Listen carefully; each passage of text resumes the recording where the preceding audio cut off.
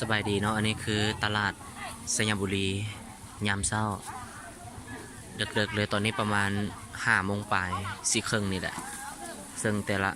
แม่ค้าเพิ่นก็ได้นำเอาสินค้าของตนเองมาขายไม่ว่าจะเป็นปลาเป็นผักเป็นมีเป็นขิงเป็นข่าหลายๆอย่างเนาะอันนี้เป็นบรรยากาศตอนดึกๆแล้วก็จะมีแม่ค้าพ่อค้ามา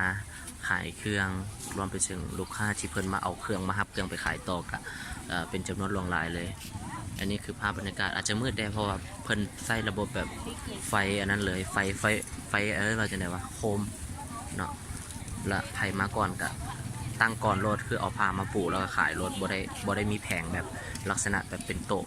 เนาะอันนี้คือเป็นบรรยากาศที่เราเห็นกันอยู่ในตอนนี้